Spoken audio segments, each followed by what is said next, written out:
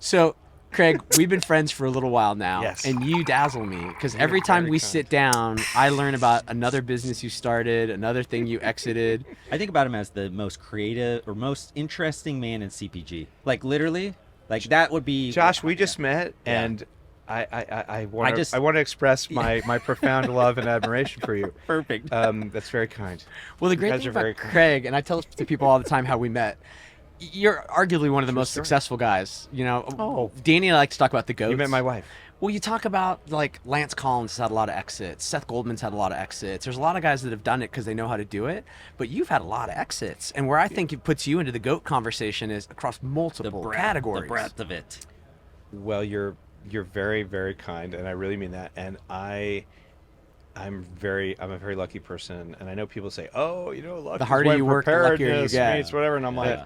no, I'm just friggin' lucky, and it's not just because I married up, which I hope everyone with a spouse feels that way if they are married.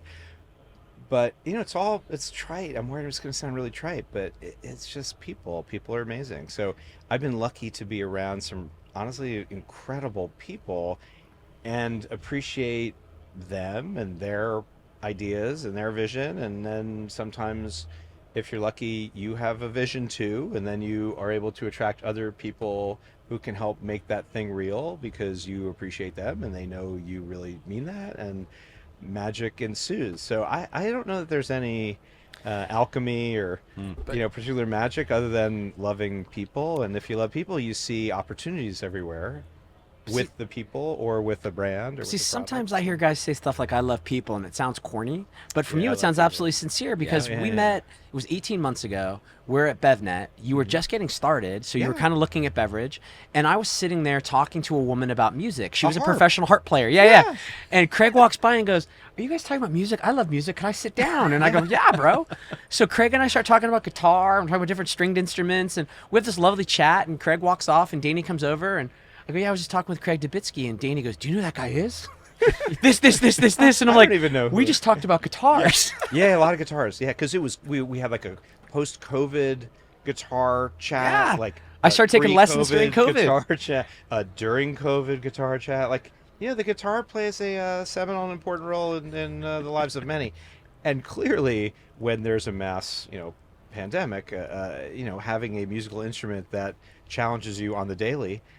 Can hold your attention while the world is falling apart. So we spoke of all these things. But you probably don't take lessons anymore, do you? I'm on a daily quest for a lesson. So I leave a guitar next to every desk, literally, and because I have more than one desk, because that's what you do. When you love what you do, you have multiple desks. And I have a guitar next to every desk, sometimes more than one. And it's a constant reminder of A, that I don't know how to play, and B, that the level of constant curiosity is very I don't know what's the right word. It's really humbling because there's 6 strings, and depending on what you're playing, 22 frets, and and 5 fingers on one hand and 5 on the other. And I realized that I don't have enough fingers, I don't have enough talent, I don't have enough reach, I don't have enough muscle memory, I don't have enough technical ability, and I kind of love that because it keeps me super sane. And As hard as it's I great. try, I play by numbers.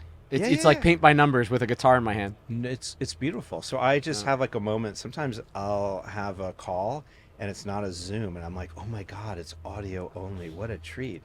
And especially for the person on the other end, because I don't have to look at this. So I will have an electric guitar in my lap, and I just try to not really play it with any level of volume, just to to like do some scales. Because or if you're on something weird. Zoom, they would think you're not paying attention. Exactly. You're not. Yeah. Exactly. I could fake it. See, I tried that, Craig, but I forgot to put it on mute. And someone on the Got call you. goes, "Who's rocking out?" And I'm like, "Thank you. I didn't think You're that like, was." oh, that was the Stairway to ghost of Heaven. Eddie Thank Van you. Halen. Compliment ever. Thank you. Yeah. You didn't know my house is haunted? Yes, it's Eddie Van Halen. He's here. So I'd love to hear about your background, because a lot of what we talk about is like the journey, and you've had man. multiple journeys. Oh, that but stop. tell me where it started. You're born, and then I was there, but I don't remember much. But all I know is well, where'd you grow up? I grew up in New Jersey. My line has been, because you got to have a line when you're from New Jersey, right? Yeah, what exit? You got to have it. So I had this line, which goes like this: you can take the boy out of New Jersey, but you can't take the dioxin out of the boy. So it's clearly been a chemical dependency that has pulled me back, because I've tried to leave New Jersey multiple times, and I have, but for some reason I always end up back in New Jersey. What's a garden state? It's a garden of delights. Yes, it's great. So I grew up in New Jersey, right outside of New York City. Yep. So where I grew up as a kid, we never really, I mean, other than going to school, if we did anything as a family, it usually was in New York City for the most part, because it was so close. Bridge and tunnel crowd. Totally, except literally, like, I had friends that were, like those snotty New York people. They're like, I live in the city and you live in New Jersey. And I'd be like, I can get to Wohop on Mott Street in like 15 minutes, and it takes you much longer than that. And my view is of your beautiful city, and your view is of, like, The old Colgate of sign. nasty things, on the street. Yeah. So it was a great place to grow up. It was lovely. And my parents were very encouraging, generally speaking. My dad was an entrepreneur in the textile world. Oh, okay.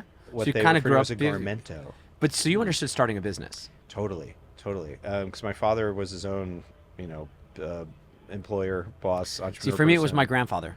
It's beautiful. Yeah. So, immigrant grandparents, came here with nothing kind of thing. Mm-hmm. And so my father was a self-starter guy and a schmooze.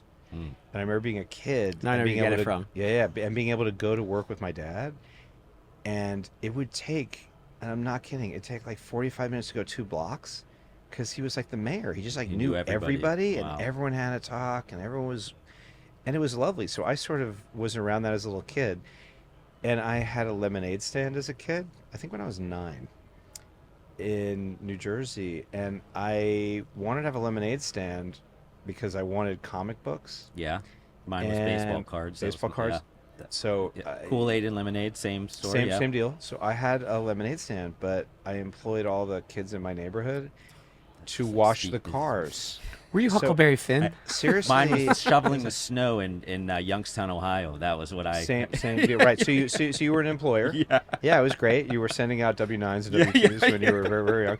So yes, same thing. So I was like, wait, I can get all these other kids to, let's just say, be part of this particular Yeah. organization, Club. which is We're all doing it was a club, yeah. and I would flag down cars. And I would basically, I didn't know these as terms, but I would like cross-sell and upsell, This is we'll natural. detail your car. Oh, wait, detail, that wasn't even a word, right? It was like, oh, we'll vacuum your car. Like, vacuum your car? I'd be like, Mom, I'll borrow the vacuum. I need an Get the extension extension cord, cord, yeah. the big orange one.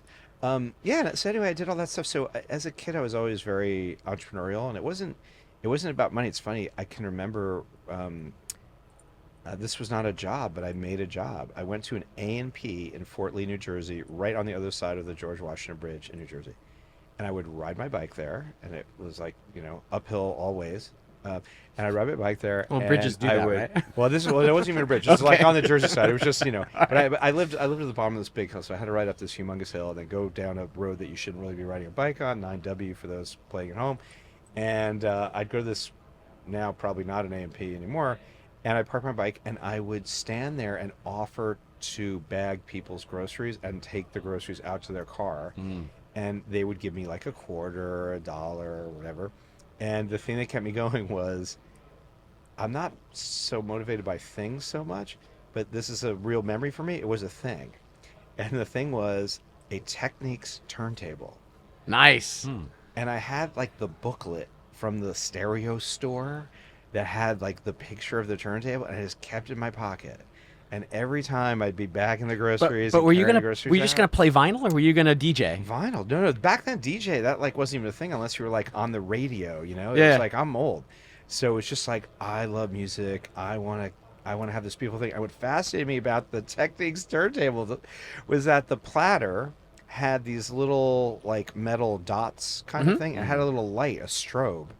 And you could adjust in sort of like micro denominations the speed of the platter. Well, sure. If you're gonna hook up, you want it just right. You had to get the. If you're gonna have a makeout session, you need it just Well, right. I was a little young.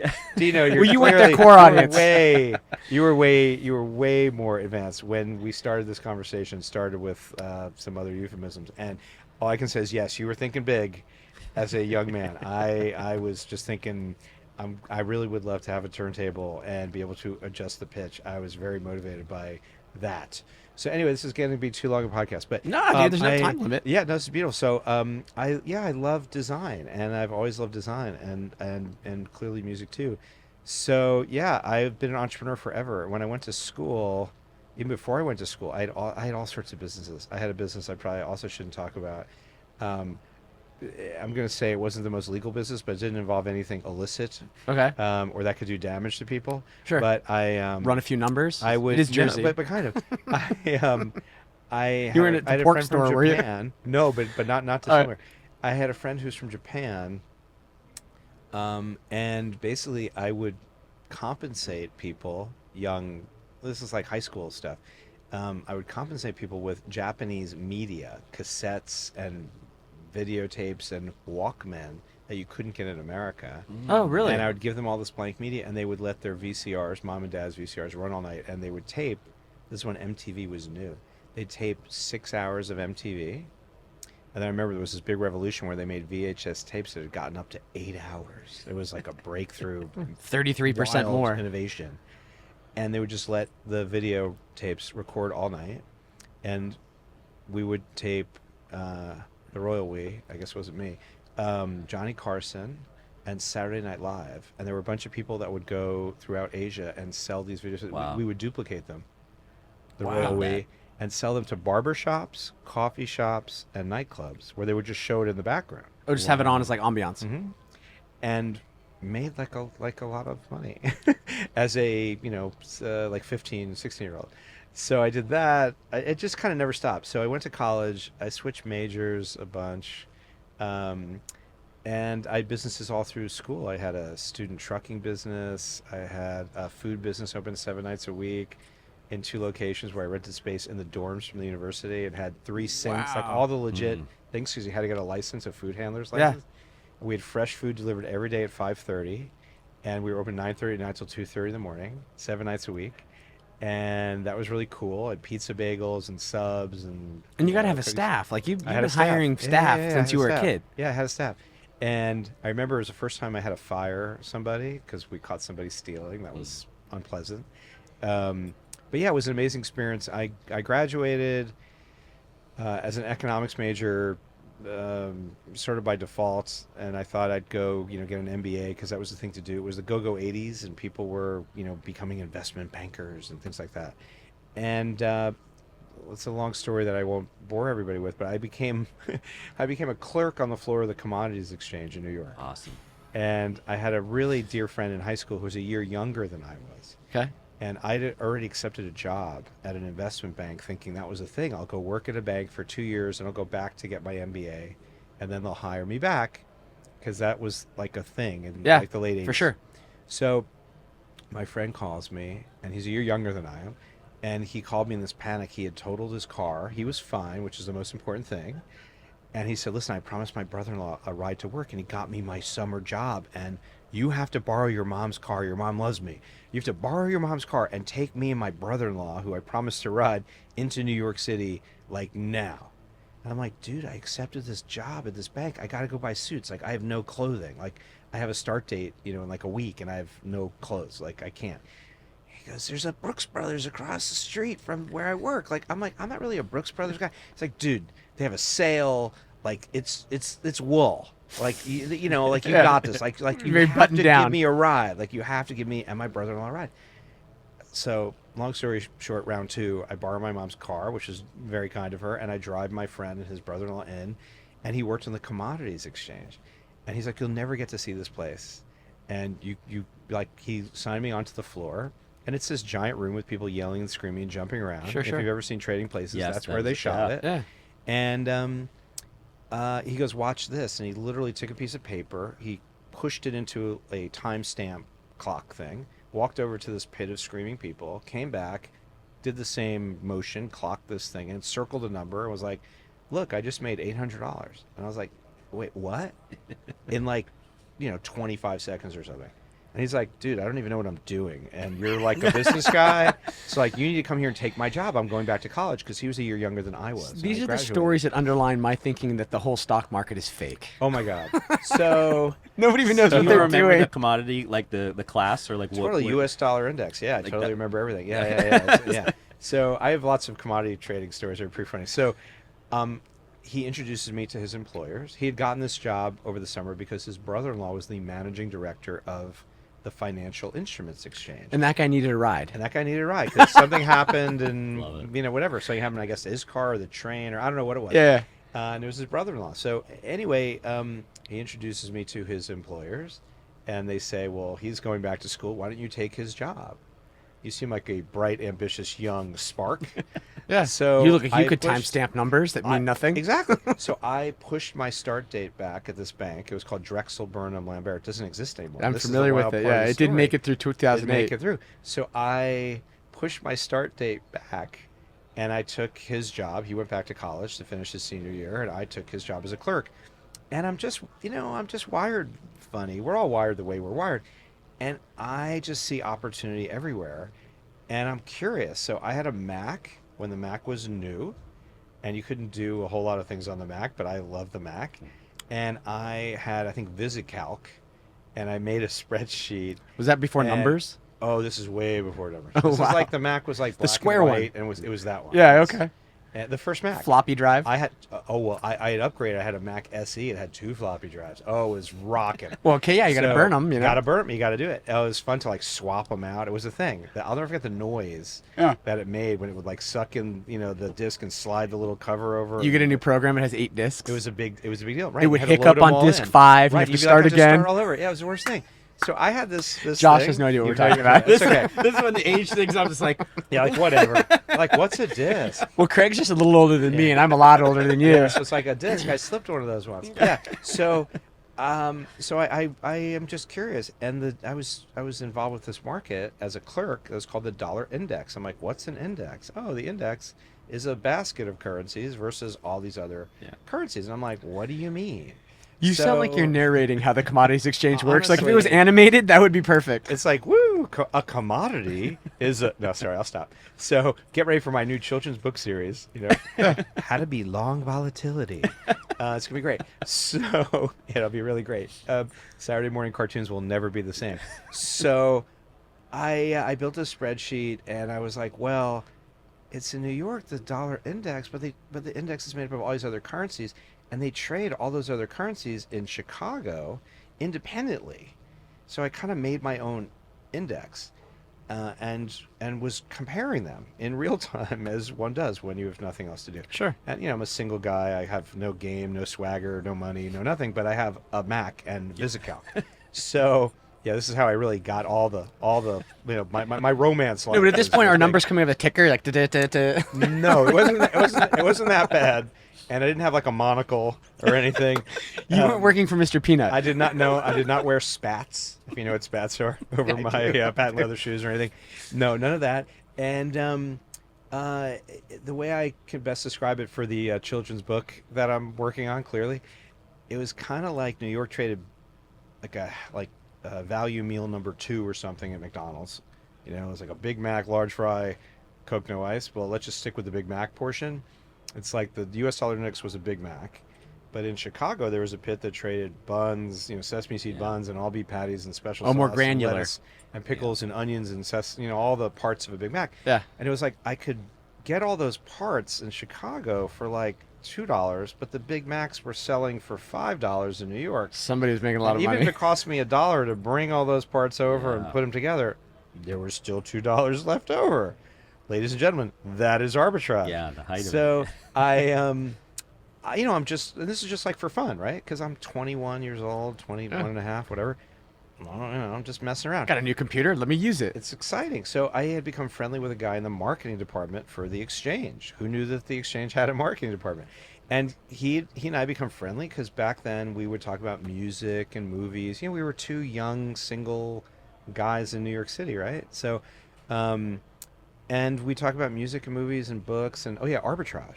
So I told him about this little thing I was just toying around with.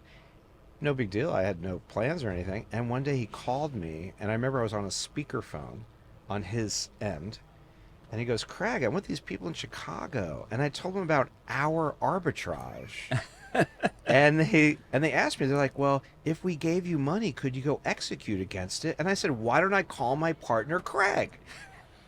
And I'm like, sure, yeah. You're like, well, there of are course. $2, I guess. So am like, I'm in the yes business. Like, still to this day, I'm like, say yes and figure it out. So I'm like, yeah, of course we could do it. Did I know what we could do? I had no. Is this PG or G or That's R? the internet. Do what you want. I had no fucking idea. So I'm like, of course we could do it. I didn't know, right? So this group gave us $400,000. When This is 400,000 was a lot of 1987. money. This is 1987. I'm like not 22 yet. My take-home pay, can't make this stuff up, and it's stuff like you remember. My take-home pay was $635 a month after taxes.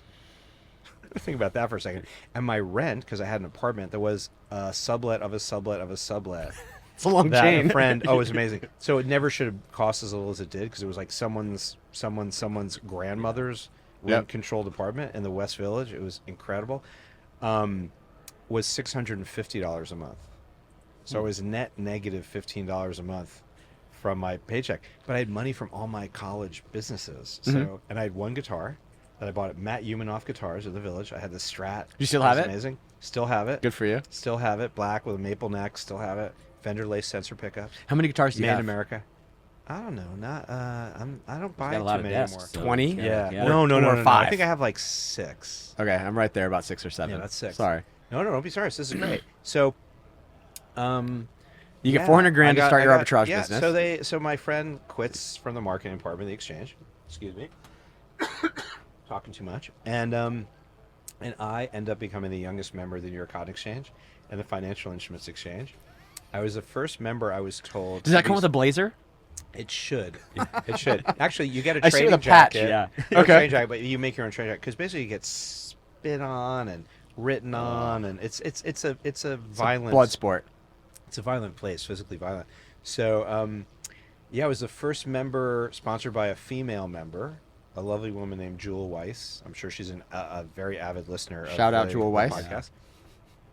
Yeah, and she was just a funny story. She was a very diminutive woman who could really yell, and she had this corkscrew curly hair, and she was maybe 5 feet tall, and had quite a loud voice when she needed to be heard. You couldn't Getting miss like Jewel. Rhea Perlman vibes. Totally, but like really, she was adorable, but she was like a killer. And her partner on the floor was compared to her, because I think Jewel was like 5 feet tall. Her partner was like 5'11" or 6 feet tall, a woman.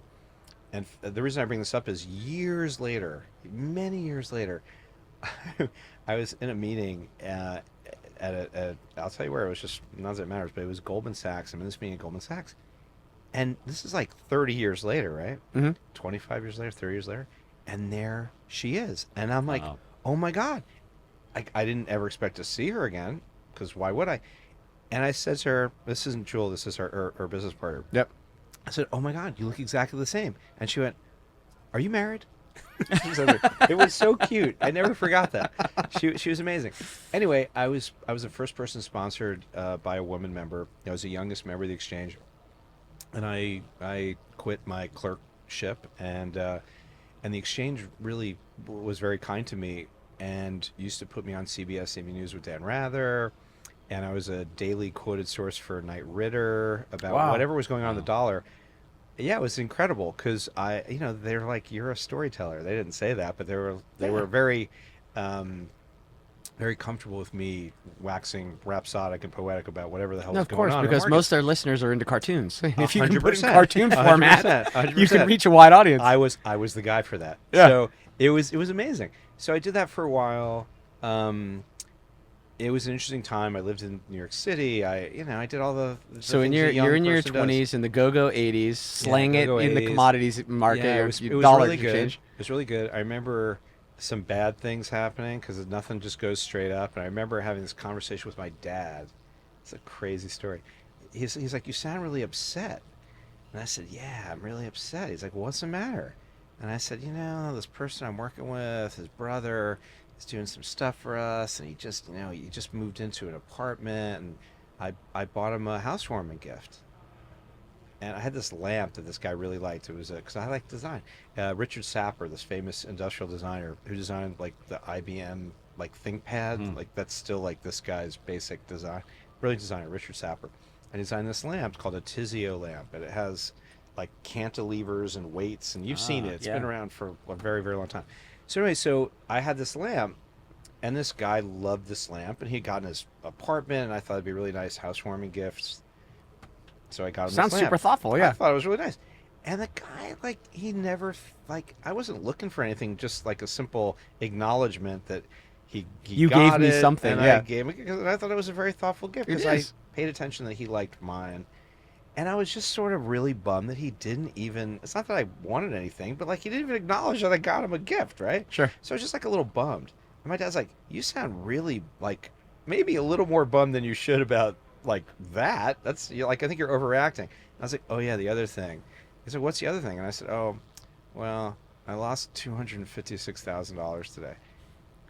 And he went, what? Now I say this because I was really poor.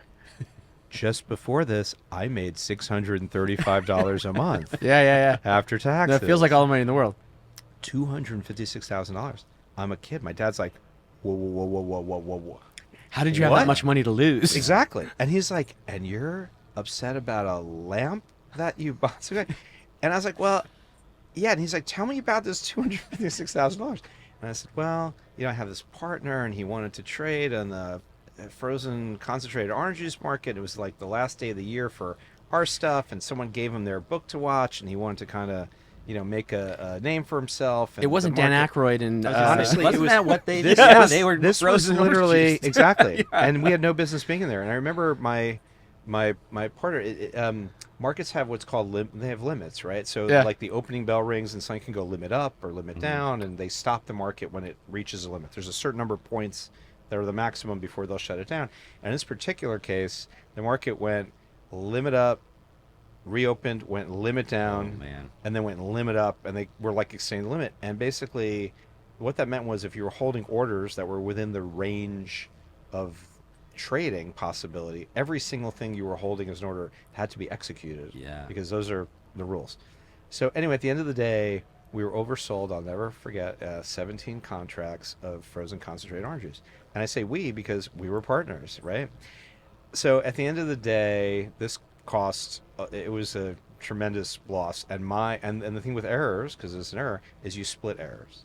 So the total value of the error, mine was a quarter of it, because he was 256, my partner, I was 256, and the rest was 512 for the people that we were supposedly doing this for. So anyway, I remember I'm like 22 years old, or just about to be 22, I think. Wow. 20, and I remember having to go to this company that my partner was executing orders for, and like show up with a check, because this is before like you couldn't just like, not that you couldn't wire money, but it was just a different time. So I remember sitting there like with a check, because I also wanted to talk to them and But stuff. do you hold that much liquidity in case of errors? I did. Wow. That was amazing. Like, and I remember telling my dad, I was like, you never think about money, because it'll like drive you nuts. Yeah. Money's a very Well, dangerous the danger is thing. you can kind of gamify it, right? Because it stops It's seeming very- real. Exactly. So there was a guy that I'd become friendly with on the floor, and he taught me this. He's like, only think about points, never think about the dollars, because if you think about how much each point is worth in a futures contract, like basically your head will explode, and you'll be paralyzed. You'd be 'cause too it's very afraid. Scary.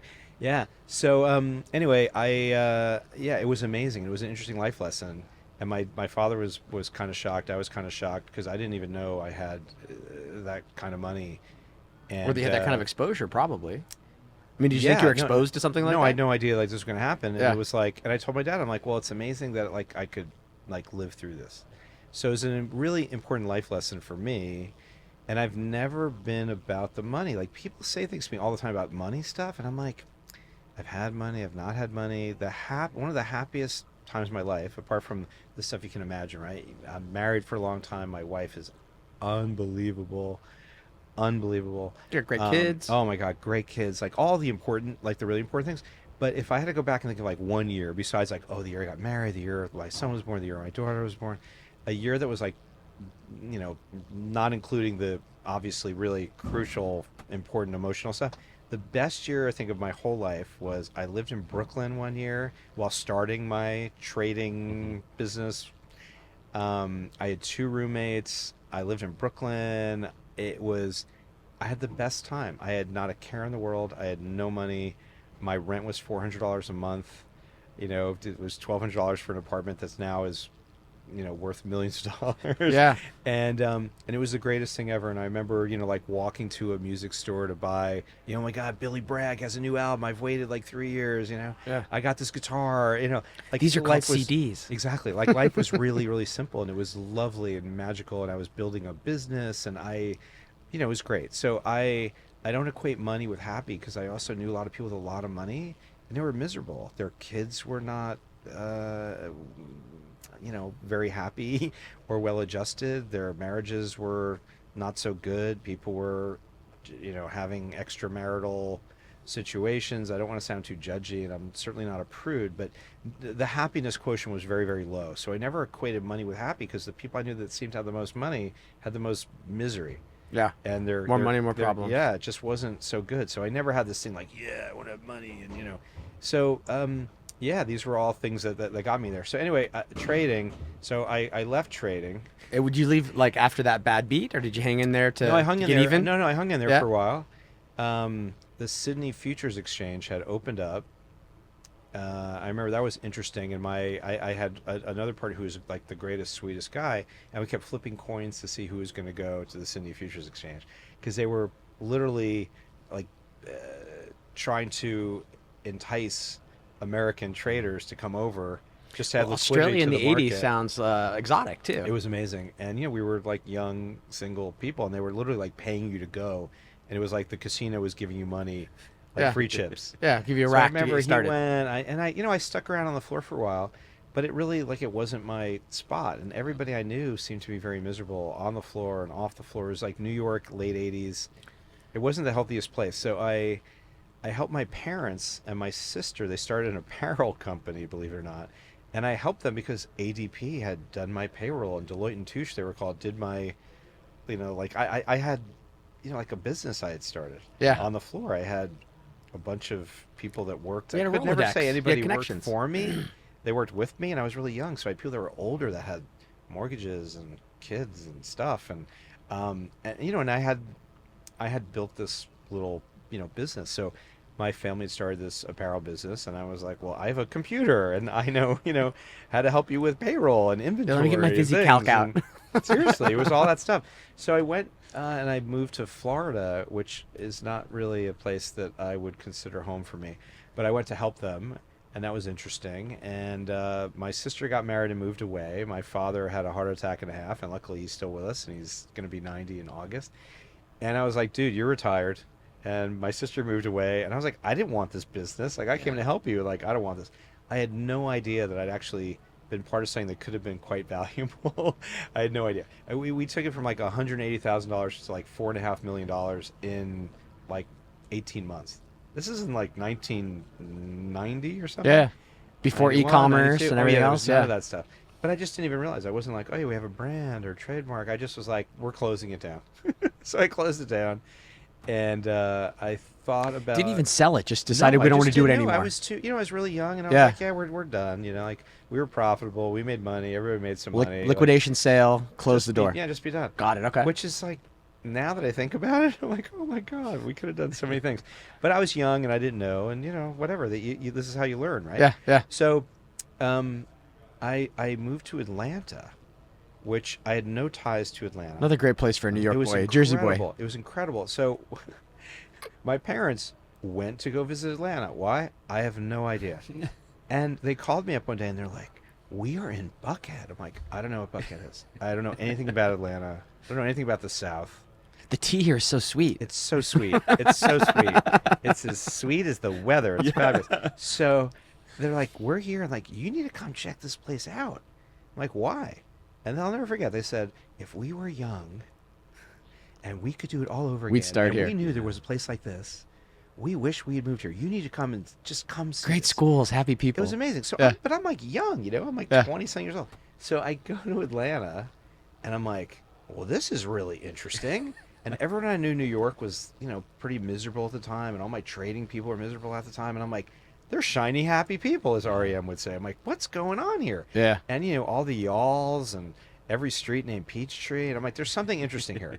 And I started doing a lot of research, and I was used to New York City rental prices and things, and I was like, wait, I can get like a penthouse apartment with the place has a swimming pool and a tennis court, and it costs like nothing. And I'm like, well, I'm going to check out this Atlanta place. So I moved to Atlanta, and I spent a lot of time thinking about opening a restaurant. And this is like mid-90s? Yeah. Okay. And I know nothing about restaurants other than my pizza bagel business, in college, right? So I'm going to open a restaurant. Yeah. Right. Okay. So I spent a lot of time and money researching and figuring out what I want to do. And, I came really close to signing a lease on this space. And then I went, the attrition rate, the failure rate is ridiculously high. And I know nothing. And oh, by the way, I'm what's called a damn Yankee. You're a Yankee if you visit. You're a damn Yankee if you come and you stay. This is what was told to me. So I'm like, I'm going to come here, a stranger in a strange land, and spend whatever money I Don't bring your New Jersey values down here. Yeah, I don't even think about it. So these were fears of mine, unfounded actually, but they were fears of mine. And I thought, I'm too young, and I don't know what's going to happen here. So I thought, what am I going to do? But I kind of like this Atlanta place. And I remembered, there's another funny commodities story. And this is way before the interwebs, right? It wasn't like, I'm going to go on LinkedIn and I'm going to find somebody. This is like late 80s. I'm in Atlanta in the 90s, but this is like late 80s. Somehow, I got the name and the phone number of a guy named, I'll say his name. Unfortunately, he's long since passed, but his name was Dave Taggart. Dave Taggart was the treasurer of Coca-Cola. Okay. And somewhere in my warped brain, I thought, I'm going to convince the Coca-Cola company to trade U.S. dollar futures and options with me. I was an options market maker, among other things, because I was going to help them hedge their exchange rate exposure. Because they're global business. Because, of course. Yeah. So every day, and I'm not kidding, every day, like, have you ever seen, like, when Jimmy Kimmel used to say back in the day, oh, and coming up next, it's Matt Damon, and it'd be like, never Matt Damon, and it was like this running joke, because Matt Damon was never going to be on, and it was like, oh, I'm sorry, we're out of time, there's no Matt Damon. Every day I called this guy, like it was like that Matt Damon joke on Jimmy Kimmel.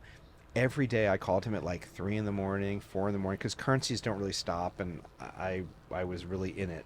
And you're a kid. You're like, And I'm hey, a it's kid. Craig calling again. So I Little left squeaky voice. I left this guy a voice message every day for like, I don't know, 2 years or 3 years, and it was like a joke for me. Like, I would just say funny, goofy shit, because it was like sport. At some point, who cares? Yeah. And it was just like my thing, right? So I'm not kidding. I left this guy a voice message for years. So fast forward, I'm in Atlanta. Coca-Cola's in Atlanta. I'm going to call Dave Taggart. So I call Dave Taggart, and it's like 10 in the morning, right? I never called this guy like a normal time. During business hours. Ever. It wasn't fun to call during business hours. For 2+ years, I left this guy like crazy wackadoo, fucked up voice messages. It was just for fun, right? So I call. It's like years later. Assistant picks up the phone.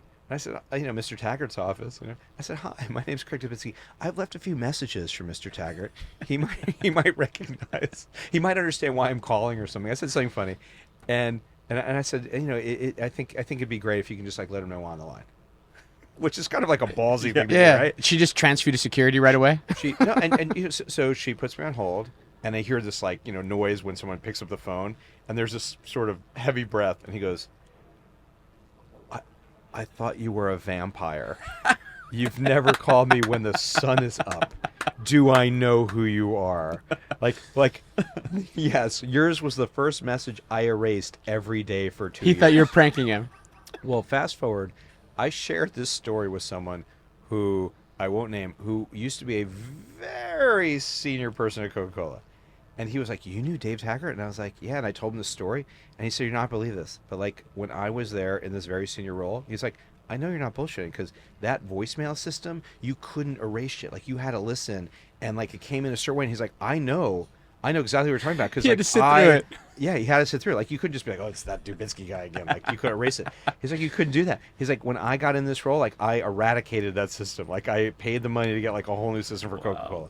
So it was, which was a bonding moment for me with this cat. Anyway, Sure. So you get him on the Dave phone. Taggart- You tell him you're not a Dave vampire. Taggart is like, you need to come in and see me. So I get all dressed up, and I go down to North Avenue in Atlanta. Yeah. And like every turn, It's like where going there to the was- Vatican. It was amazing. And honestly, it was like every place where I could have made a right or left, there was a person to tell me where to go by name. They knew me by name. They're like, "Oh, Mr. Dubitsky, like you need to go here." And I'm like a punk, right? I'm like 27 years old. And I'm like, is the everlasting gobstopper? Like where's that? Like, when am I going to the Wonkavator? Like, you're keeping shit secret? Like, you know, what was the name of the bad guy in Willy Wonka who actually worked for Willy Wonka? You know, Oh, yeah. He had like a Sour funny- face or something. Yeah, like whatever the guy's name was, like Slugworth. Yeah. Slugworth works for me. And it turns out Slugworth is like a nice guy. I was like, they thought I was like, you know, gonna steal the secret formula for Coke or something. Like everywhere there was a guy. So I go, I meet with Dave Taggart, and he's very lovely, and he tells me, I had all these ideas, right? Like, you could do this, and what about this? And he goes, we make money all over the world, and we generally keep the money all over the world. Like, those are separate markets, and they're different money center banks, and you know, we operate these businesses, and we have these bottlers, and he basically explains how this stuff works to me. He's like, we'll never do what you're talking about. It's way too esoteric for us. But I really just wanted to meet you. And by the way, there's this guy in Atlanta, and he works for Solomon Brothers, and I bet he'd love to meet you. And I'm like, Solomon Brothers? Like, there's no Solomon Brothers in Atlanta. Well, it turns out there was. There was a guy. Zeppo. There was a guy. Zeppo Solomon. It was unbelievable. They don't talk about It was him. unbelievable. Yeah, we don't talk about it. We leave him in the corner. He sits in the corner and strokes a small piece of velvet. So Zeppo. So I get introduced to this guy through Dave Taggart, and he works for Solomon Brothers, and he trades on the London Metals Exchange. I'm like, what the hell is the London Metals Exchange? Aluminium. Yes. Of course. This is well done. So I get introduced to this guy through Dave Taggart, and I don't know anything about the London Metals Exchange. Again, this is pre-internet, so I don't remember how I did whatever research I did, but like I went to libraries, you know, you put like microfiche in machines, you looked at stuff, you know, there's no AI, there's none of this stuff. So I learned whatever I could about the London Metals Exchange, and I uncover all this arbitrage. Like, everything is mispriced to me. None of it's really adding up.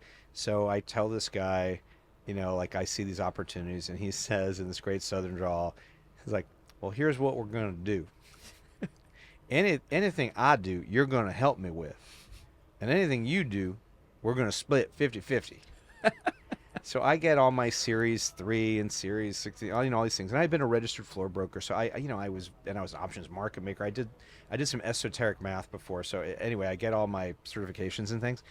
And I start playing around on the London Metals Exchange, and I uncover a lot of arbitrage, a lot of mispricing of things. And I remember I had to buy my own handsets. I'll never forget, they were Northern Telecom. That was the name of the phone system. I had to buy my own handsets that had mute buttons in the center of the handset, you know, like between the part where your ear gets cupped and your vest. Will you buy it for me for that? And I would do that, and I did my first trade ever. I don't remember the pricing, but I bought 5 lots of aluminium and sold 5 lots of aluminium in like this, you know, basically in like a few seconds. One guy in one ear, one person in the other ear. And I made like $5,000. And trading 5 lots would be like buying like 1 share of Coca-Cola. Like, no one would give a shit if you bought 5 shares of Coca-Cola, 100 shares of Coca-Cola. I don't mean to pick on Coca-Cola. Just, you know, it's like in the grand scheme of how much volume is done. NYSE This stock. was like nothing. It was like nothing, nothing. And the people I work with, they were like, do that again. And I was like, well, let's wait for the trade to clear, and, you know, just make sure it's all good. And it's like, yep, there it is. Like, bought it at this, sold it at this. There's the money. Like, done. And Start adding zeros to that. it was amazing. Right. It was like, don't buy 5. Like, could you bought 50? Like, yeah, I could have bought 50. Could have sold 50. Could have bought, yeah. So I started doing that, and I did that for a while, and I was trading that stuff for about 6 years. And there was a guy that I did not know who was found, I think, in a bar in Italy, who his name was Nick Leeson, and he was trading. He was the quote-unquote rogue trader who blew up the Barings Bank, which had the Queen of England's money in it, amongst others, other people, other people's money. And there was this moratorium that came down on proprietary trading, and we were, you know, we were fine. But it just things stopped, and that was fine. And I stayed there for a while, and then sort of helped turn what we were doing into a big, basically like a brokerage business. And because we were at that point Citigroup, it was Solomon, then Solomon Smith Barney, and Citigroup, through all these different, you know, M&A activities. And we had the biggest balance sheet in the world. So I sort of became a broker for all these other banks, and I would trade with all these other banks, and it was pretty cool. So I did that for a while, and yeah, some fun derivative stuff, and I hated it. So how do you go from all this into consumer products? I was gonna say it's like So- I'm seeing like a theme here. There's arbitrages, but Everywhere. then how do you Everywhere. eventually go? There's arbitrages, and then there's my passion around design. Yeah, and like yeah. that. Like how do we mash those together? And now So I'm you having a lot ready? of fun. All right, Yeah. so here it goes. So here's what happened. An old college friend of mine had become the number 2. Well, actually, it's before he became the number 2 of this thing. I'll tell you about in a second. He was a banker, investment banker, and he helped take this company public. That was one of the first. I think it may have been the first internet IPO. It was called CD Now, which I think ultimately, after going public, was acquired by Amazon. I think. So my friend calls me and he's like, I met this guy. He just wanted to sell CDs from his basement. And we turned to CD Now and it went public. And dude, you need to think of an internet idea. You're a creative guy. And I went like, yeah, you got like you're a creative guy. Like you got to think of an internet idea. And I was like, internet? Like I get an AOL CD-ROM in the mail every day. I don't know anything about the internet. Like email, great idea. Someone beat me to it. Never would have thought of it. Thanks for thinking of me. Yeah. You know, thanks. And I just, went about my business. And I used to spend a lot of time in the UK. And at the time, Citigroup, or maybe they were Solomon Smith Barney then, I can't remember, had this horrific policy for reimbursement. So they would make you use your own credit card to buy the things, your travel and whatever, and then you'd give them the receipts and they would pay you back. So they got float. They didn't have to put up the money. It was very smart. Well, that's how we But- do it. I'm thinking that sounds fair. Yeah, that's fair. That's fair. Well, part see a of problem. their thing was if you didn't submit your stuff in a certain number of days, they would start deducting Oh, that a part percentage. sucks. That part was not so good. Yeah. So I had gone to the UK, and they had rules like, oh, you go to the UK, you fly this airline, you don't do this, you don't do that, and it had cost some money for sure, and I had moved. I think as soon as I got back from this trip, I'd moved, and they broke my Tizio lamp. The move was terrible, everything was bad, and I remember thinking like they lost stuff, they broke my stuff. It was this horrific move, and then I went, oh my God, this stupid move is going to cost me all this additional money, because this is back in the day when if you charged things on American Express, they sent you copies of all your receipts. It wasn't like you got some digital printout with all your stuff on it. You can just go online and download your statement. It was literally like physical duplicates of all your little, like whatever size that was things, right? Yeah. All your receipts in an envelope. Like you got copies of them. That was before they even digitized those Yeah. and sent you a statement with, your signature on, Yeah. as many little things. So anyway, I was like, this flipping move is now going to cost me all this additional money because my London trip, I can't get my receipts in time because I moved and my address change form wasn't going to get Amex to send it to me. It wasn't like, oh, I'm going to go online and download it. Yeah. You'd like call Amex and be like, well, we can't send it to you. Like it's going to take another like month. Yeah. So I was like, God, my friggin' move sucked. And I heard my friend's voice in my head at 1:20 in the morning. I'll never forget, because I traded London, Sydney, and Singapore. So my hours like really kind of sucked. So, and I had some position on. I was up early, and I remember I'm in the shower and I'm thinking, this fucking move, man, it just cost me another like X $1,000, and god damn it, I'm really pissed. And then I hear my friend's voice. I called it the Wiesenthal interject. His name's Rob Wiesenthal. You're a schmuck. You're an idiot. You need to think of an internet idea. So in the shower, right? So I'm like, I got this. What if I could use the internet to like forward my mail? What if I could have done that? What if I could use the internet to help me move? And my wheels just kept turning, and they just didn't stop. And I had this idea to reinvent moving and relocation. And I'm in Atlanta, and there's this little company that started up called WebMD. And I met the founders of WebMD, really one of the co-founders in particular. And anyway, we'd become friendly, and some of the stories of like how he raised capital for them and did all these things was like, it's the stuff of legend, even by today's standards of like read about stuff and Inc. and Entrepreneur and Fast Yeah. Company. This was like some wild stuff, because the wild west internet days were like there in full swing. Yeah. So the stories were unbelievable. So he was like, dude, you need to quit your job. Like, this is a great idea. And I remember I was at a conference. It was like the Industry Standard was this funky magazine. I'm at this conference, and a friend of my dad's just asked me to go help him. I knew nothing about the interwebs yet. And my father's friend said, your son wears suits. I just need a guy to wear a suit and come and hand out my shit while I'm speaking at this internet event, the Industry Standard thing. So he's like, it'll get a free pass. You know, it's like a couple $1,000s to go to this thing. And I heard he might have some ideas thinking of. It'll be great for him. Just tell him to wear a suit. So I get a badge that said like fabric.com was my dad's friend's thing. And I'm handing out his stuff. URL. It was killer. I think he sold it for like a lot of money. So I am with my dad's friend, and he sees someone he knows and says, oh, you got to talk to this guy. He has this great idea, meaning me. Yeah, he's got a suit. And this guy is like, oh, I know fabric.com, like not interested. And my badge said fabric.com. Yeah. And he goes, no, he has another idea. So I don't know who this other guy is. And I tell him I have this idea about moving and relocation, and it sucks, and I have this idea, blah, blah. And he's like, well, what do you do now? And I said, oh, you know, and back then, derivatives was a dirty word. So I said, oh, I'm in risk management. And he goes, risk management? Like how, like what kind of portfolio do you have? And I said, well, it's not all my money by any stretch. It's none of my money, actually.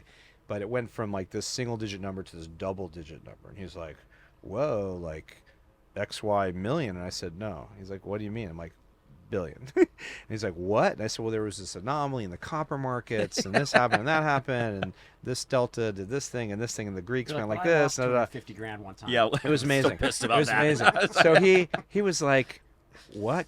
So this guy was like, well, I'm a venture capitalist. I didn't even know what that meant. So like, I have a portfolio, and I heard the word portfolio, and I started talking about efficient frontier portfolio management theory. Got it. And the guy's like, what? So we had this interesting conversation, and he's like, there's a luncheon, and I'm going to be at that table, and you get there ahead of me, and you save the seat. You just go to that table, and you put a bag down. I'm going to sit next to you. So fast forward, talk to this guy. He had just moved like twice in 6 months, and he thought it was a really bad experience. And he worked at a fund, and it was like the internet, heyday. So I raised a bunch of money from an idea I had at 1:20 in the morning about moving and relocation, moved to San Francisco. Had raised, I think the first amount was, maybe this isn't important, but it was a lot, right? It was like $4.8 million for an idea I had in the shower in like 1990 something. That has nothing to do with your core competence. Zero. But they liked that I knew how to embed macros and spreadsheets and stuff. So like, you seem like a clever enough guy. Yeah. You got better than video calc. Totally. Oh, is it? No. Now it was like Calc. Excel. Now it was Got Excel. it. I was good. I was full steam. And Windows 95. I don't even think. No, it was probably Windows 95 back then. Yeah, and I still had a Mac, and Windows. So a condition of closing was I had to move to San Francisco. So I moved to San Francisco. My now wife was really mad. We were living together, in love. Everything's great. And I was like, honey, I have this idea. Like, they want to fund it. She's like, that's great. Like, you're gonna go out on Monday? And I was like, no. I'm gonna go out like Friday. She's like, why don't you just go out on Monday? We'll have the weekend. It'll be great. I was like, no. I have to move. She's like, what? I got to call on a Wednesday. And by Friday, I was in San Francisco. And it's funny, I had a Steinberger guitar, this little headless guitar. Mm-hmm. I get on a plane. I get the call on Wednesday, we're going to fund you. Thursday, we put my car... without your software. It was painful. It didn't exist. None of it existed. So my car went on a truck on Thursday. Friday, she dropped me off at the airport. I had a one-way ticket to San Francisco. I had my Steinberger guitar. I had a big suitcase, and I had a laptop, and that was it. And I had no idea where I was going to live. I didn't know anything. I flew out, landed, signed my life away in triplicate. See, in my head, you just land in the middle of Haight-Ashbury, and honestly, you have a summer of love. it was to South Park. It was a really cool part of San Francisco at the time. It was startup central. It was like Haight-Ashbury in that everyone was a startup.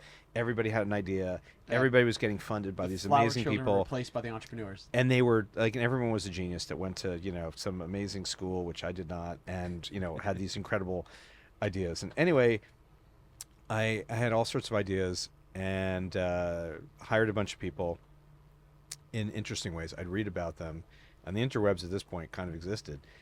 And I would just get the phone number and I'd call them and I'd say, have you ever moved?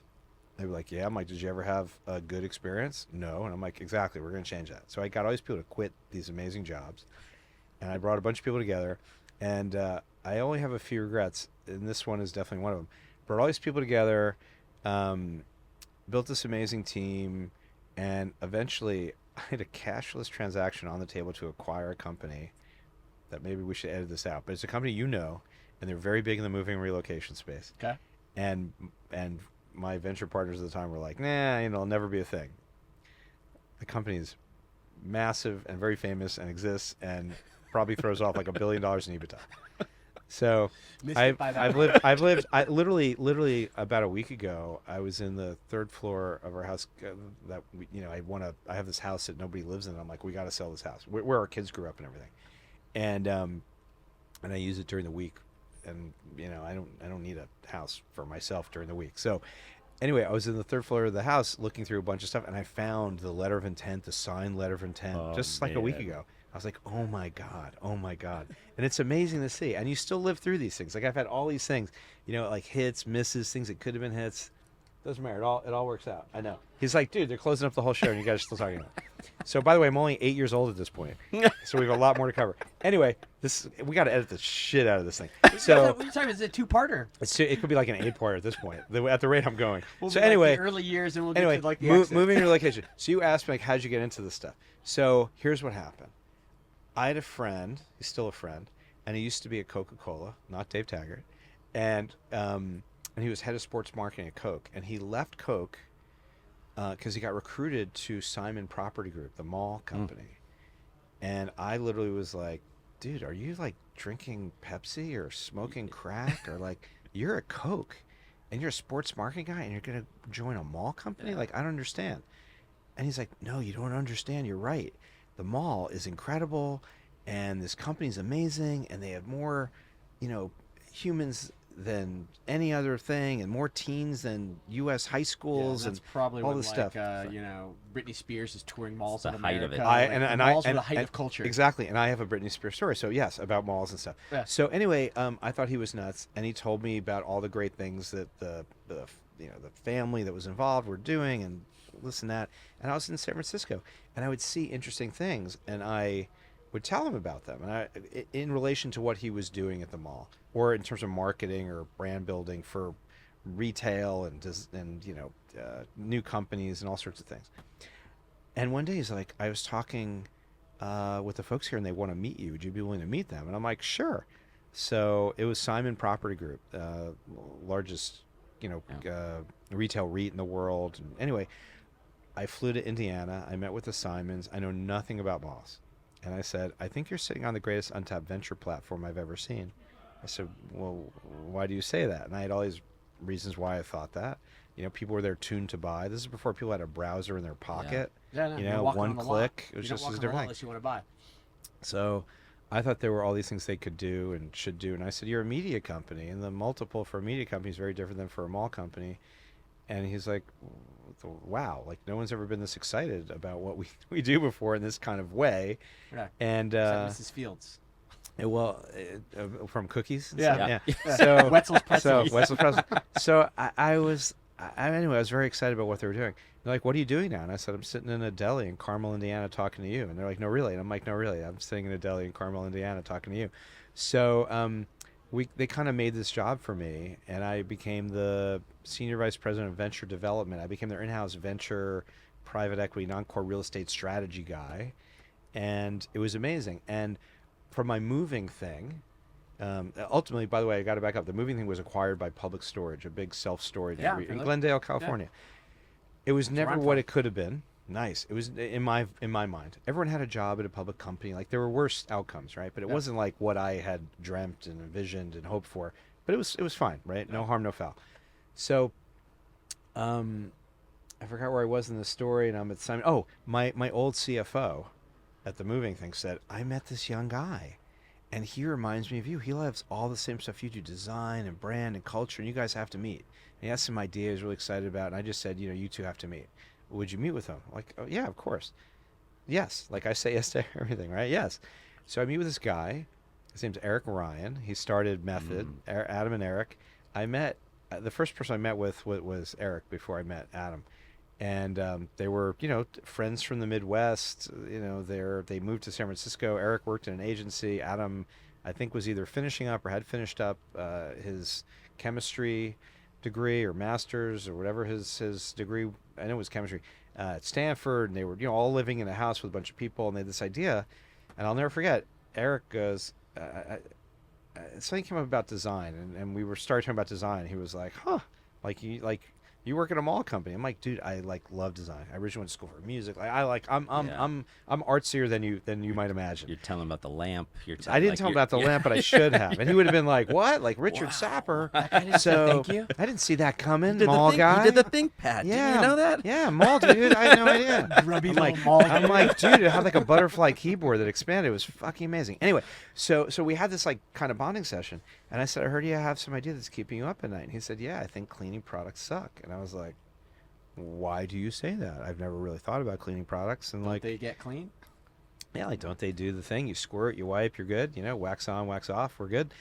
And he said, the biggest thing you buy as a consumer physically is your home, and also the most expensive. And the stuff you use to take care of it is so ugly. That it's hidden. You hide it. Yeah. And so toxic, you have to lock it up. And every synapse I had like fired. I was like, boom, boom, boom, boom, boom. Like, what a brilliant idea. Like, brilliant. I thought that was the most thoughtful, concise, tight as a drum, brilliant thought. Kind of like the 8 hours of podcasting that we just covered in advance. But in my mind, you're thinking to yourself, okay, people might move 5 times in their life, Well, but you clean your house all twice a week. all the time. Yeah. So, and I could talk about the moving thing like till the cows come home, literally and figuratively, but because there's a lot of That might be another incredible stuff. Yeah, I'm gonna do that next. I told my wife, she's like, I will lose you forever if you do that. Like, just do the coffee thing. Yeah. So, anyway, I said to Eric, like, that's the most brilliant idea. And I said, now that you say that, I think cleaning products suck for another reason. I think they suck because the brands are all terrible. And I said they all end in an X, like Windex, Ajax, Borax, because they were designed and created when a woman's job was to, be a homemaker, and it was better living through chemistry, and the space race was going on. 1950s. And it was this like faux technical thing, like, we're going to demystify the periodic table for you. And, we're going to take care of all these things, because it was like the space age was all happening around us. Space so X. the X kind of like, seriously, like that was the thing. So think about all those brands, right? Mr. Clean was a breakout brand because it was a guy with an earring and a tight white t-shirt. I think patterned after Yul Brynner, who was a permissible sex symbol for American women, because American men were not threatened by him. There's something about the word permissible that I really like. It's a good word. It's a good word. Let's say it for those into ASMR. Ready? Permissible. So let's just edit the entire show. Just be that. Permissible. So this could be a totally different kind of podcast. I don't mind it though. I can see this being permissible. See? Craig Dubitsky. See? Oh my God, that's going to be it when we start our new podcast together. So, so Eric was like, "Huh, like yeah, like mall guy, like that's kind of interesting." So, very long story short, ended up leading the original investment method when it was Adam and Eric mixing products in their bathroom. Was that like the 3 of you guys, or the 3 founders? I would never call myself a founder in a million years. They were the founders, and I was just lucky enough to meet them early. Okay. And to appreciate. Did they have a product at that point though? Not really. They were mixing products in their bathroom, and they were like Just an starting idea. things. So very early, pre-product. Oh, extremely early. Got it, Extremely okay. early, yeah. And so many great stories. So they're just You're very amazing generous. guys. I've seen a lot of guys write themselves into the founder's journey way after revenue. No, never. No. Okay. I feel like it's my lucky day that I met them and appreciated this idea and vision that was there. So that's good enough for me. Like, it's great. So Method went on. I went to everyone I knew in venture and private equity to co-invest. Everyone was like, "You're crazy, like dish soap, like hand soap, like window It's not cleaner. sexy like who cares arbitrage. about that?" Yeah, and like there's no exit. You have to go back in time. This was 23 plus years You ago. can't make 800 doing this. No, and by the way, there were very few funds that were doing consumer, a word I'm kind of allergic to. There were very, very few. So it wasn't like there's a gazillion choices, like there appear to be these days. So, it was slim pickings in terms of like finding a venture partner or a private equity firm that would look at anything that early, let alone in a space like that just seemed like there's no reason for it to exist in the minds of many.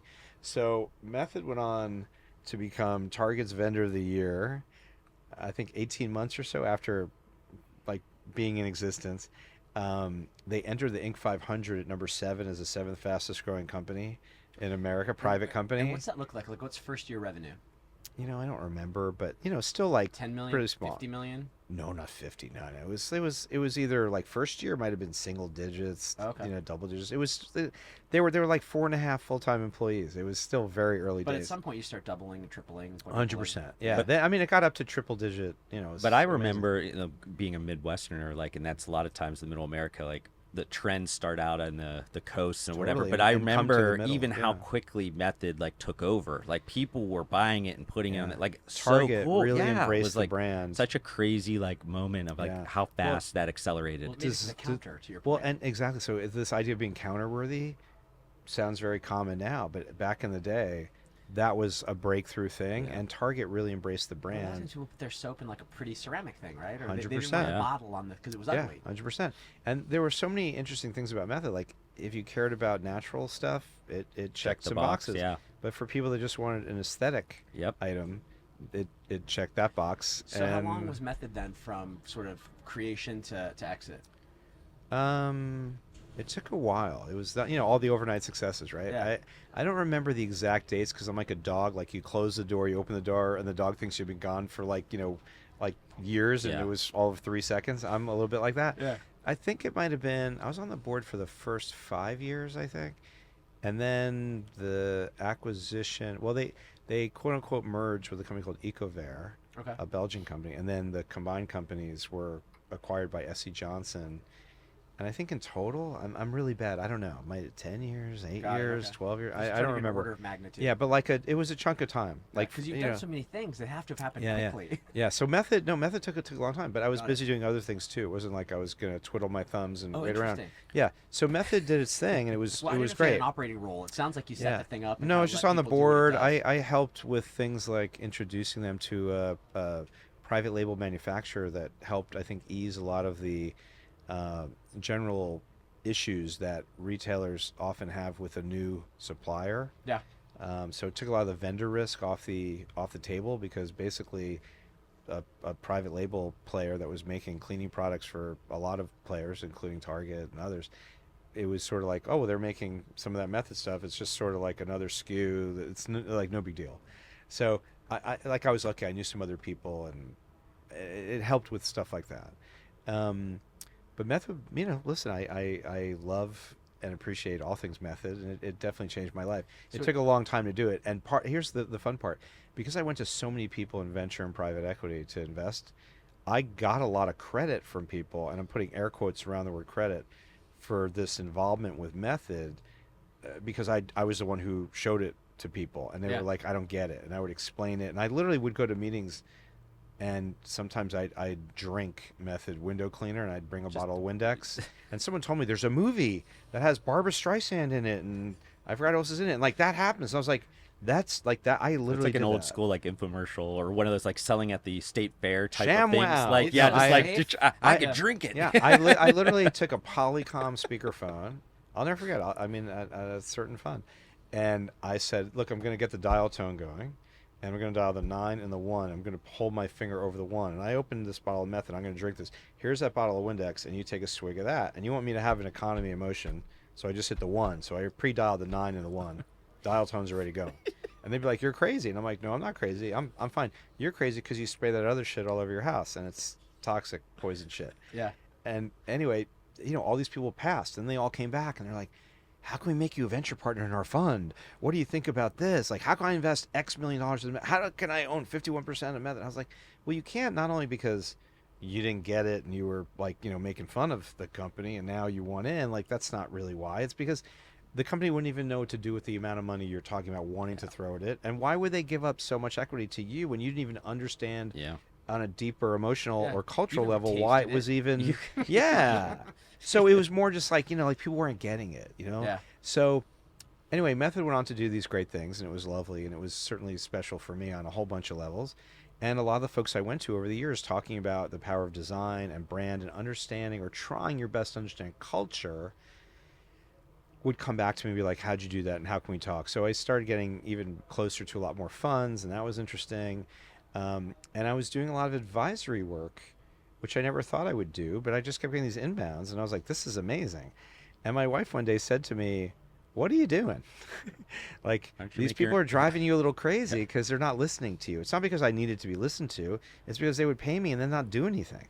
Yeah. And that was part of their job. Like, they had a budget and they were just, they would invest in third parties to give them quote unquote insights. And it just used to bug me that I was like, why wouldn't you do this? Like, it's great that you paid me, but I wasn't about the money. I was like, why aren't you making this thing? This would be beautiful and artful and tasteful and make people really happy. And they'd be like, thanks so much. And, we wired you your monthly retainer. And I was doing this and it was great because, hey, it was really nice to have people think, your insights are interesting and want to pay you for them. But Yeah.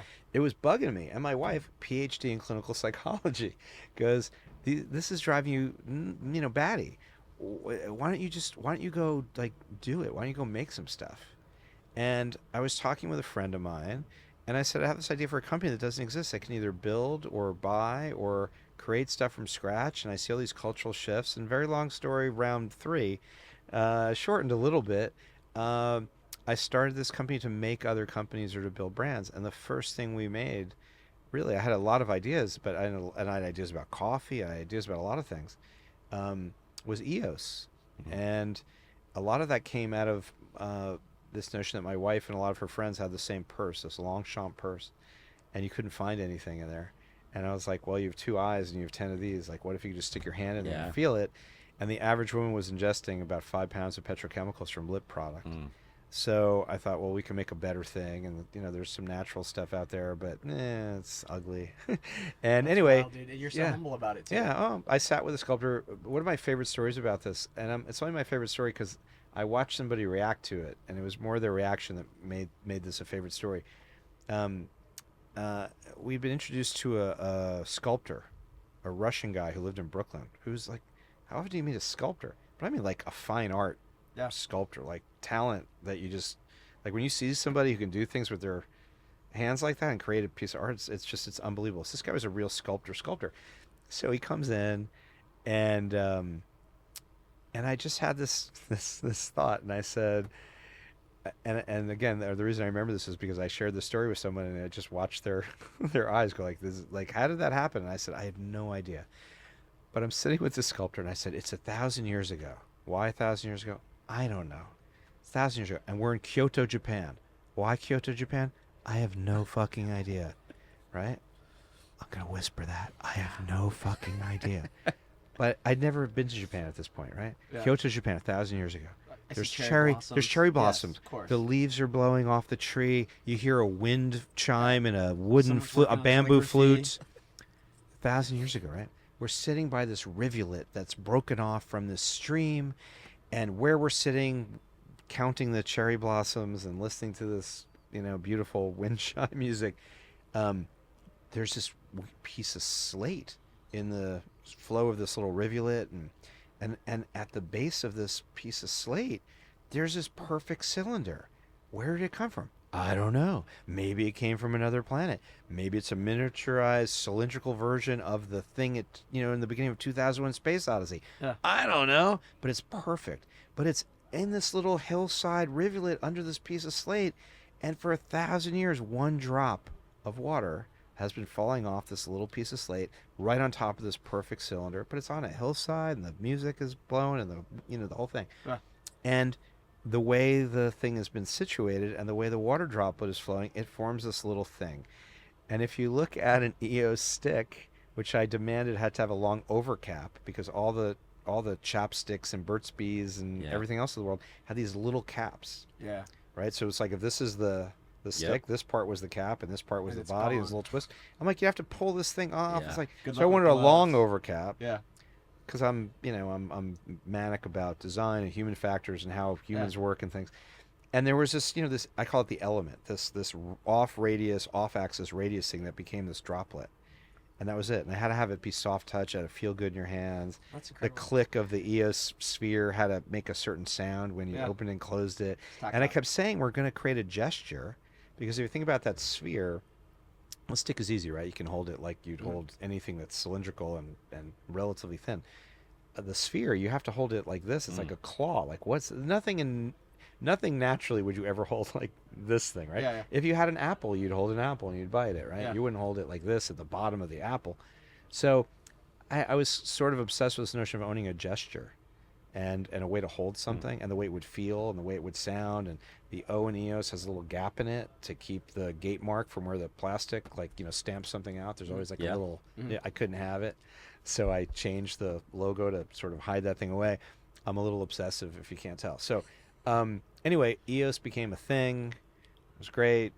And but like, I love form. Yeah. I love color. I love names. And I named the flavors.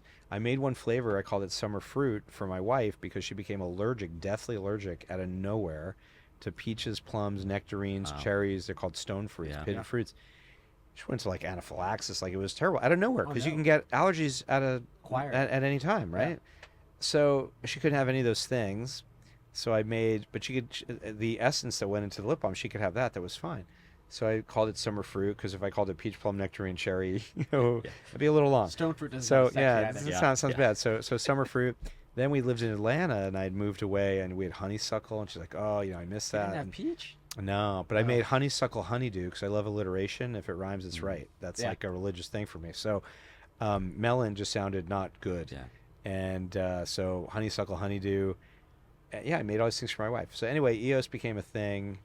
So let's. And I just kind of never stopped. I feel like I'm keeping you from the party. You've been so generous with your time. No, you need to erase all this. This is now just this is fun for us. Well, I'm only gonna let you off the hook if you promise to give me the back half of the story. Like, I feel like we're halfway through the story. I will give you as much story as you want. I feel like I've given you way too much story. Tell ready me for the Happy, short because version? I've been waiting for this Okay. announcement on All right. Happy. Are you ready for the shortest version of the story? Yeah. Hi, I'm Craig Dubitsky. I'm a lifelong entrepreneur. I love people. I think people write their narrative through their stuff, and we are here to help give people better stuff. So I want to try to create brands that people join, not that they transact with. Interesting. And you do that, I think, by creating something that's got emotional, not tension, but emotional innovation, something that actually touches somebody in a way where they go, where has that been my whole life? And that's the thing for me. And you only get that if you have, I think, an extreme obsession with what would be really thoughtful, that would surprise somebody in a meaningful way and truly be new, as opposed to having to put a giant violator on your pack that says it's new. So I have been very lucky to be around companies like Method and EOS and Hello that I've had various roles in, whether it's a board member, an investor, a founder. But at the thread of it all is this notion of arbitrage. There's sort of this emotional and cultural arbitrage. There's this difference between what's available in the marketplace and what people, I think, generally spark to and really want. And it's where that chasm exists that the opportunity really is. So being obsessed and obsessive about design and brand and storytelling, how can you find these niches that really are not niches? They're actually quite broad and they appeal to the largest number of people. And the real niche is finding the emotional needle in the haystack that's going to get people, again, to fall in love. So I've focused on that, as cheesy as that may sound, the love factor. So I started this company called Happy, and Robert Downey Jr. is my co-founder, like an actual co-founder, not a spokesperson. But not even that, I've seen you guys interact. It's like you guys are buddies. Yeah, it's been amazing. I don't think either one of us honestly expected it, and it's been amazing. So, because I didn't know him from a hole in the wall, and he certainly didn't know me from a hole in the wall. But we were connected, and it's been this amazing thing. And Happy got started because my wife loves coffee, and coffee makes her really happy. And I just said, well, what if Happy could make her coffee? And a very large retailer that I spent some time with asked me if I would walk the store with them. This is really the right order before my wife and Happy stuff. My coffee does make my wife really happy, but I was with this retailer, and they asked me to help them with something, and I always say yes. And I was like, yeah, I'm not a consultant like you want. I'm pleased as punch. You think of me as a thought partner, like I'll be there. Yeah. So I walked the store because they asked me to, and I walked through the coffee aisle and I had all these ideas, and the buyer's like, no one's ever said that to me. Can you help me visualize this? So I said, sure, let me think about it, of course. And I went away and I just kind of, started playing around, and coffee makes my wife happy. And I was like, what if it were called Happy? What if I could do that? And what if it looked like this and this and this and this? Because I think there are all these cues of the market that don't appeal to me, and if they don't appeal to me, chances are I'm a pretty basic guy. They may not appeal to some other people as well. So how do we create something that's a little more interesting and maybe beautiful and maybe has some other elements to it that are a little different than our coffee comes from a mountain? it only grows on a mountain. So all coffee only grows on a mountain.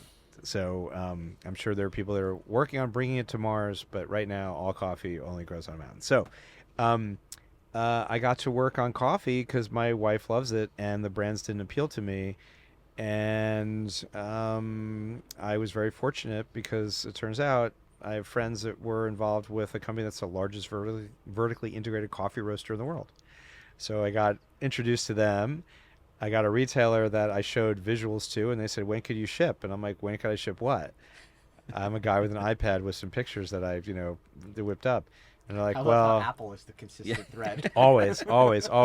And they're like, well, yeah, but we know you. You're an approved vendor. You know what OTIF means. Like, when could you ship? And then all of a sudden, I'm connected to the largest vertically integrated coffee roaster in the world. I'm like, okay, I think I can figure out supply chain. I've been involved with custom packaging for a very long time. I'm like, okay, we can design something really beautiful. I've been the titular chairman of a company called Lexicon for a long time that names Swiffer, Febreze, Dasani, Pentium, MacBook, Sonos, which is a personal favorite of mine because spell it backwards or forwards, it's Sonos. Yay, palindromes. And a man, a plan, what was it? A man, a plan, a canal, Panama, and you say it backwards and forwards. So I know a little bit about names and naming, and have some history there, having trademarked hello before. So I trademarked the word happy. It's a relatively broad trademark. So that was pretty amazing, and put this together and got introduced to Downey, and we hit it off, understatement, and we kept talking and talking and talking. He's a coffee, like to say obsessive, and I don't mean that as a negative term. He's really, really, really involved and engaged with coffee. It's his thing. Sure. And you can give him 5 different coffees from different elevations, and he can rank order them by taste. Like, he's seriously a super taster. So coffee plays this huge role in his life. And we partnered up, and we spent a lot of time finding the right blends. We haven't shared any of this yet. This is pretty new stuff. Our coffee, we primarily source from 3,000 farms. They're 2 to 5 acre small grower farms. And there are a lot of coffee farms, a lot of coffee growers. These 3,000 farms represent, this is a wild number, 0.00024% of all known commercial coffee farms. So we're being very particular about where and how we source. And anyway, the coffee's great. I'm talking with Downey about all these different things. And he's like, yeah, I get that it's happy, but like, not everybody's happy. What can we do about that? And my wife was sitting behind me. I'm on this FaceTime with Downey, and I go, hey, honey, who's doing something amazing in mental health at scale? Just, a random question that one normally asks, in the course of their day. Sure. And she goes, oh, NAMI. I'm like, what's NAMI? It's National Alliance on Mental Illness. So I use the Google and the LinkedIn, and I learn as much as I can about NAMI, and I convince someone at NAMI that we should meet, and I go down to Arlington, Virginia, and I meet with a lot of senior folks from NAMI, and I explained, I have this background, and I've been lucky enough to be part of these other brands, and I have this idea for this brand, and da-da-da-da, and this is what we'd like to do. And I learned a lot about NAMI and what they do, and they developed 988, which is the 911 for mental health. They are the largest mental health organization in the country, started by 2 families in Wisconsin 46 years ago. Oh, wow. That both families had kids that today you wouldn't think twice about any of their potential, I wouldn't call them potential, but things that were considered major issues 46 years ago.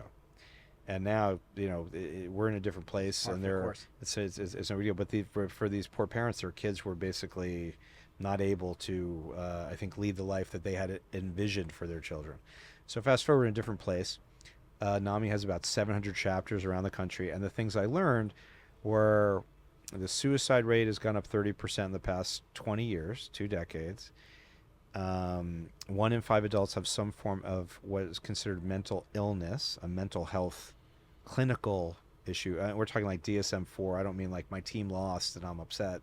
Yeah. With all due respect to people's emotions around things like that. Yeah. We're talking like next level, like clinical stuff.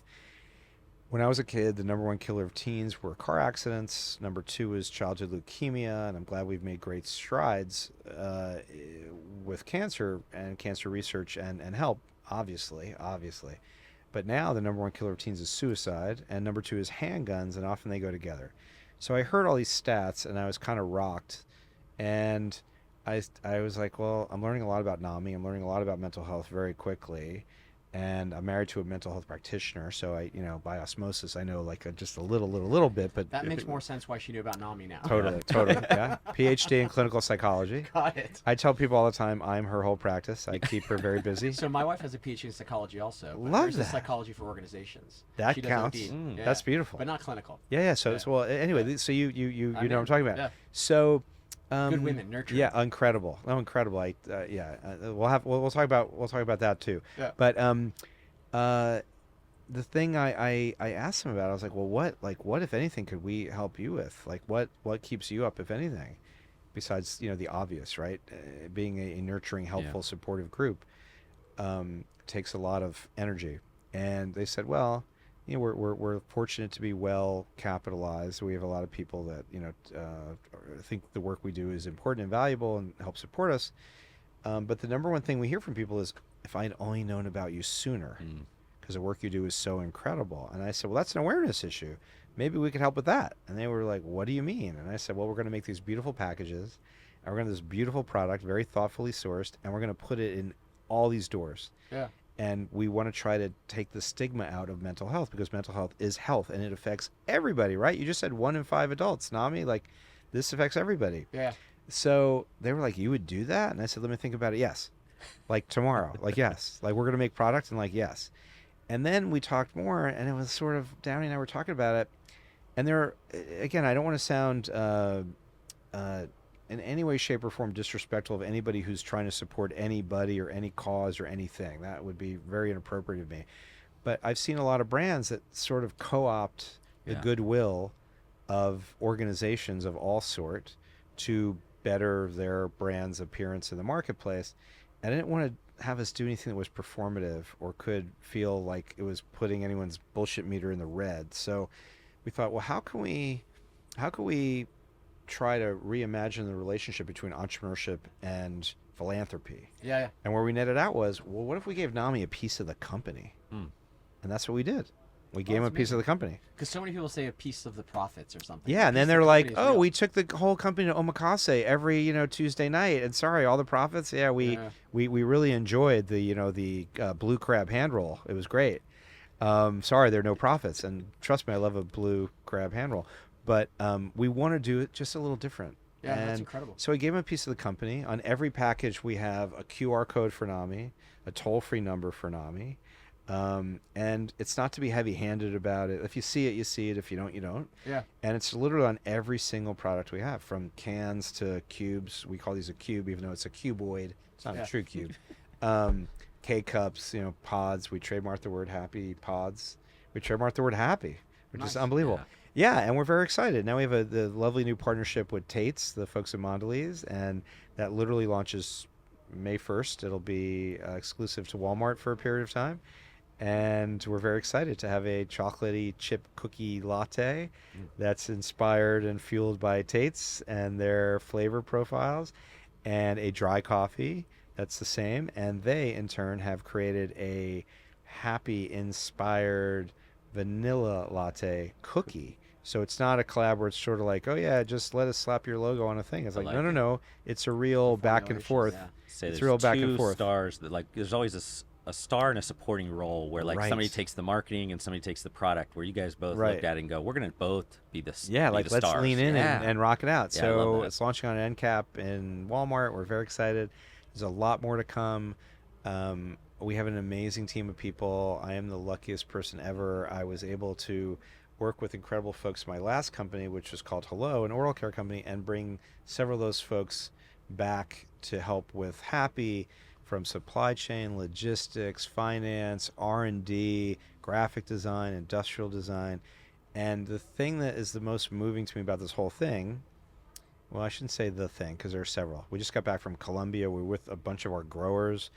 A large percentage of them of these farms are run by women. We put together a mental health program with NAMI, in cooperation with NAMI, and brought it to Colombia, because mental health doesn't care if Spanish is your primary tongue, English. If you live in Colombia, Ecuador, Peru, Botswana, Rhodesia. It doesn't play favorites geographically or financially. It affects everybody. So the thing that really gets me to this day, and the reason why I do this, because people are like, why are you doing this? Why don't you just, sit on the beach? I'm like, first of all, I'm a melanoma magnet. I'm not sitting on the beach. Second of all, I'd be bored shitless, not sitting on the beach. My guitar playing isn't good enough to keep me occupied. I just get more frustrated how bad I am. So I got to do stuff. And what happened with this is, since we announced it and came here to the lovely Beverage Forum and sort of came out of the ether here last year, every single day, today no different, someone who I've either just met or someone who I thought I've known really well for a long period of time will come up and tell me a mental health related story or tragedy that, in all honesty, hand on heart, I was not really prepared for, because I'm an entrepreneur and I'm methodical about how we're going to do what we're going to do, and this is what's going to happen, and this is a timeline, and I was not thinking that I would be as deeply motivated, touched, disturbed, enlightened, and motivated, and think of a whole bunch of other adjectives, to really think about what we're doing in a different sort of way, because I keep hearing these incredibly painful stories around mental health. And I'll tell you, there was someone that I've worked closely with for a long time when we talked about Happy, who said, well, the reason this is important to me is because when I was a teenager, I have a brother who took his life. And I was floored because I knew this person for a very long time and had no idea he'd been living with that level of pain and sorrow for as long as he had been. And I told a really good friend of mine that story that same night, because I was like really, I think the term is verklempt, I was really like worked up and very sad about my friend who had had this experience and had not talked about it ever to me before.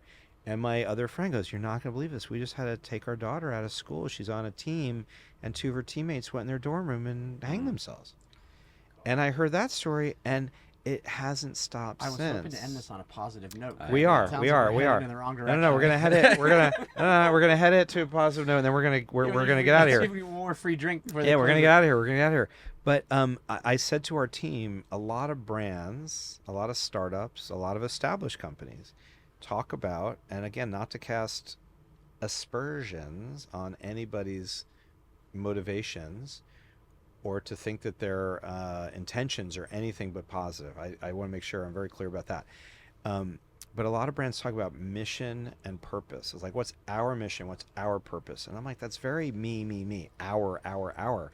And what I learned through this whole experience about learning more about NAMI and mental health is that this isn't about our mission, our purpose. This is the collective responsibility of humans, because this is impacting everybody. Yeah. And if someone feels if someone feels like they don't want to exist, that pain is real, clearly, and that level of pain and the outcome of the events that might happen for someone who feels they don't need to exist anymore impacts a lot of other people. And this is, I think, laddering up from this world of our purpose, our mission, to our responsibility. This idea of responsibility, which is outward facing, not our mission, our purpose, our responsibility. It's our responsibility, everybody. So if we can work together to remove stigma from mental health and realize it's health, and that there is help, not just the ability to express yourself, which is certainly important and fabulous, but there's actual clinical help that can do wonders, we have to move forward with this. And the idea of taking a commodity, in this case coffee, and turning it into a desirable by focusing on design or thoughtfulness around story and origin, that's all great. But this idea of adding this level of emotional innovation to it, to really understanding where we are culturally and bringing something that could provide help to people, and again, at such a level as broad as mental health is, this is something like we have to do. So I feel really, really so excited and so energized about this, and it's touched me in a lot of ways, and the idea of making a very thoughtful product and making it available to more people, and knowing that what we're doing is, again, raising awareness around what's really, really, really important, which is making sure you and people you love are feeling their best, is a pretty cool and important thing. So I feel very lucky, and I feel very motivated, and I have to thank people like you for having me in here to talk about stuff like this. I have to thank our retail partners, and it's not out of just, guilt that I say this stuff, or, oh yeah, it's time to be thankful. It's for real. It's like serious, serious gratitude, because we're living in very trying times, and people are fabulous and amazing. And if we could do the tiniest thing to make their day a little bit better, a tiny thing, how do we not do that, right? If you open up a pod and it says hug your mug, my favorite one, I don't know if I'm going to get it in here. Hug your mug again. Hug your mug again. Hug your no, it's yes. They all say different things, right? My favorite is more cowbell. Yeah. And you either get that, you know what that is, or you don't. Yeah, I should say get it. Like, you either know what it is or you don't know what it is. I'm a Blue Oyster Cult guy. There you go. There you go. Gotta have more cowbell. So yeah, just doing little things, little touches, is important, right? Sure. So if we can take a cup of coffee and turn it into something much cooler than just a cup of coffee, and again, touching on all the things that are important to you, whether you just care about where it's sourced or how it's sourced or level of transparency in the supply chain, like we got you. How recyclable is the pack? 100% curbside recyclable. Yeah. Even the label has a substrate. This is a custom label. Curbside recyclable. All those pouches. Oh, I love that Indonesian coffee with, civets poop it out. It's great. That pouch goes right into a landfill. So whatever you care about, we care about it too, and we're trying to make it better. So drink more coffee, be kinder to people, make delicious stuff, yes. Don't just sweeten your coffee, sweeten someone else's life and day. More good begets more good. It's not about money. Money's going to come. That's like not the hard part. My thing is that the money is math, right? The math is easy. You can learn math in elementary school. You could learn, you could learn calculus in high school if you're a good math student. You could learn calculus in community college. You could learn calculus from Khan Academy online and not even go to school, right? It's what you do with the area under the curve. That's the magic. And if you get the magic right, the math takes care of itself in business. The magic is brand, design, people. And then, of course, you're going to hit your numbers. Of course, you're going to make margin. Of course, you're going to make sure your retailers get product on time. Of course, you're going to make sure your distribution partners are, getting the margin they need. That's the math. So if you get the magic right, the math is always going to take care of itself.